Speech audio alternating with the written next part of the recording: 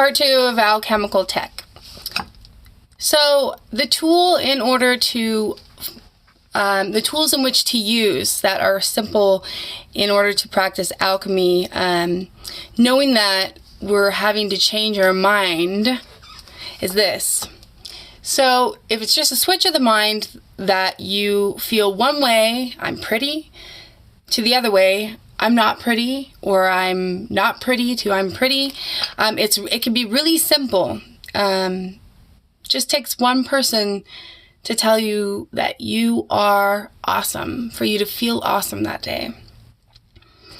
And to tell yourself is quite a bit more difficult because we do not practice this, and there's a lot of self-doubt and self-worth issues here in the United States and all, you know. You need to start practicing self-love. That's the first place that I feel like people should be teaching their children, should be teaching each other to practice alchemy. If you do not love yourself, if you do not accept yourself for who you are, for what you've accomplished, for what you've done, for what you've given, for what you've received, for everything, for what, you know,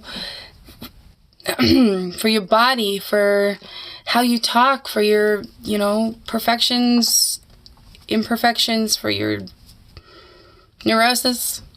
If you don't, day-to-day life and therefore, and your consciousness, therefore, trying to do any other kind of alchemy is going to be a lot more difficult, because you need to have a belief, a strong belief in yourself. So tool number 1 is to change your mind about that.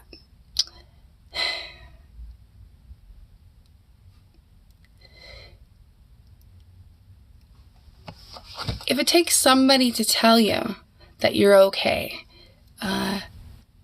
you need to look at why that is. Why does it take somebody else to tell you, to validate you? I mean, I get it. I need validation.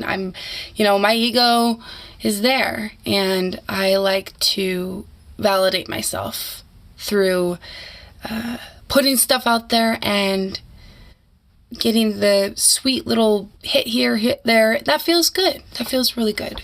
It's validation. It's not as full as self-validation without that, but it helps.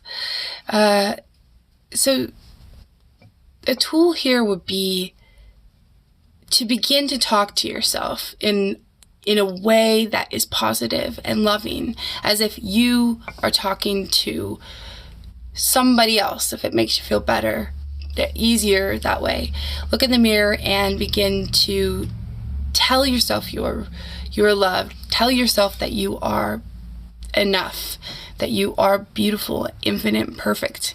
And tell yourself in your car mirror and talk to yourself that way. When you mess up and you're clumsy and you make a mistake, validate yourself by telling yourself that it's all right. You know, how would you say it to somebody else? It's okay, you know. I do this actually. I used to be really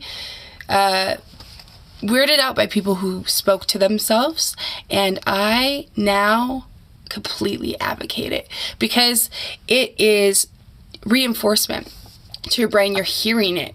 You're not just thinking it, you're also the action of talking. So speaking to yourself, and if that's not comfortable for you, then I would say do definitely thinking, but maybe writing yourself notes.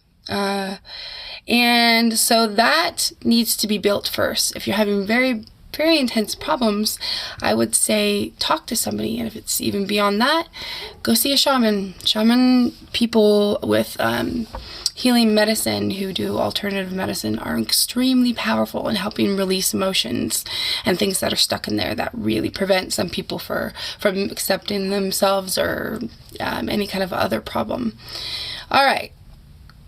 That is going to conclude this session because I am in the middle of shit. But I'll be back, and it will be a lot more smooth. It will be a lot more smooth. Oh, I'm having, I had a speech impediment growing up, and I actually had to take speech therapy for quite a while. I had a massive lisp. I don't think lisps are that bad, but I couldn't, like, lisps, like, my tongue was like, like that all the time. So, I still have some issues with that. In the meantime, check me back. Much love.